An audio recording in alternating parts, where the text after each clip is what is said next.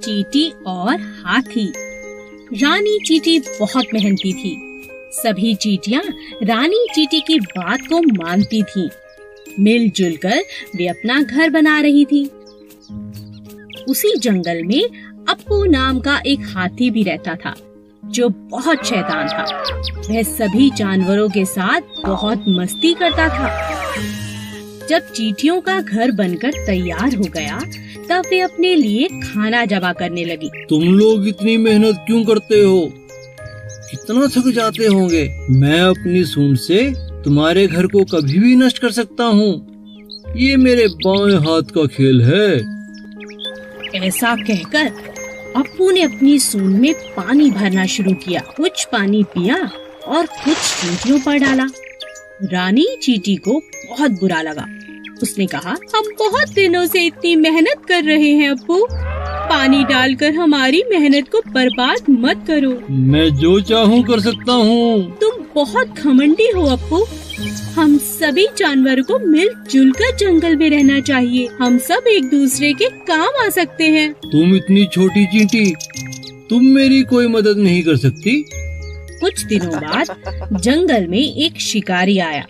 उसने अप्पू को पकड़ने के लिए जाल फैलाया और अप्पू उस जाल में फंस गया। तभी रानी चींटी की नजर शिकारी पर पड़ी। उसने अप्पू हाथी की जान बचाने की सोची।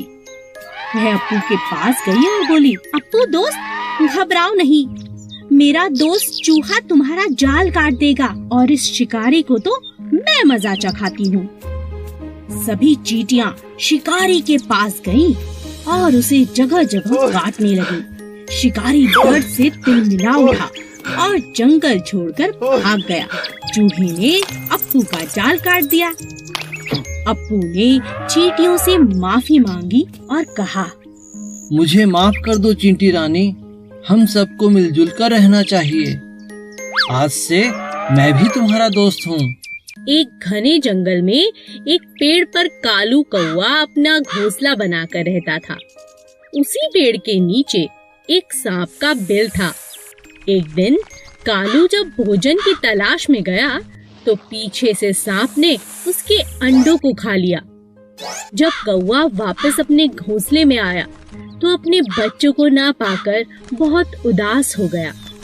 कौवे को सांप पर शक भी हुआ और उसने फिर सांप से पूछा, भाई सांप, क्या तुमने किसी को मेरे घोंसले की तरफ आते देखा? किसी ने मेरे अंडों को खा लिया है? नहीं नहीं, मैंने किसी को नहीं देखा। मुझे नहीं पता तुम्हारे अंडे किसने खाए। कुछ समय बाद फिर से ऐसा ही हुआ, पर इस बार कौवे ने सांप को अपने अंडे खाते हुए पकड़ लिया। अच्छा, अब समझ आया, तुम ही मेरे अंडों को खा जाते हो। मुझे तुम पर पहले ही शक था। तुम्हारी इतनी हिम्मत कैसे हुई? मेरे अंडों को खा गए। मुझे भूख लगी थी, इसीलिए मैंने तुम्हारे अंडों को खा लिया। तुम मेरा कुछ नहीं बिगाड़ सकते। इतना कहकर सांप अपने बिल में चला गया। कालू बहुत उदास हो गया और उसने सांप से बदला लेने की सोची।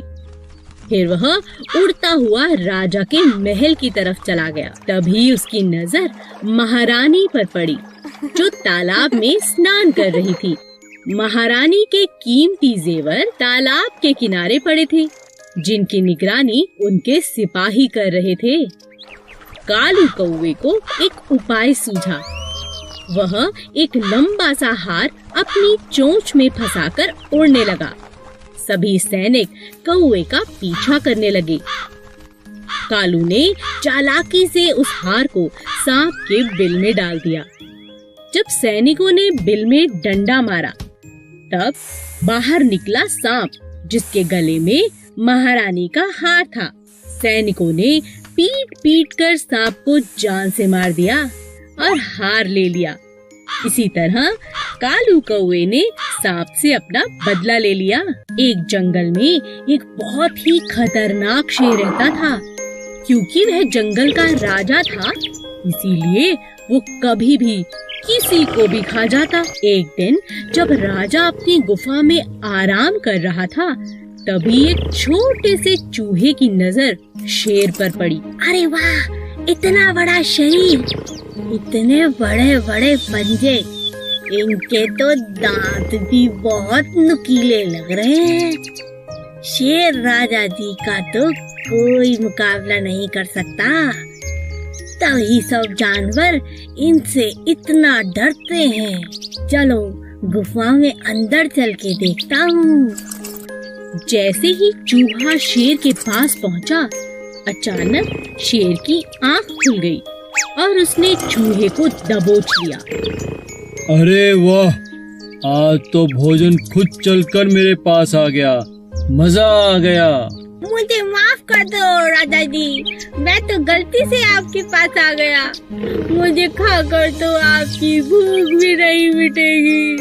हो सकता है मैं आपके कभी काम भी आ जाऊं। चूहे की यह बात सुनकर राजा के मन में दया आ गई और उसने कहा, ठीक है, वैसे भी मेरा पेट आज बहुत भरा हुआ है। जाओ, मैं आज तुम्हें छोड़ता हूँ, लेकिन दोबारा ऐसी गलती मत करना। और इस तरह चूहे की राजा ने जान बख्श दी। एक दिन राजा शेर भोजन की तलाश में नदी किनारे पहुँचा। वहाँ उसे शिकारियों ने अपने जाल में फंसा लिया। गुस्से में आकर शेर जोर जोर से दहाड़ने लगा। ये तो राजा जी की आवाज है। लगता है हमारे राजा किसी मुसीबत में है। चलो उनकी रक्षा करते हैं। चूहे ने जब शेर को जाल में फंसा देखा तो अपने दोस्तों के साथ तुरंत जाल को काट दिया और अपने राजा की जान को बचा लिया। शेर को खुला पाकर शिकारी भी भाग खड़े हुए। उस दिन के बाद से शेर और चूहा अच्छे मित्र बन गए।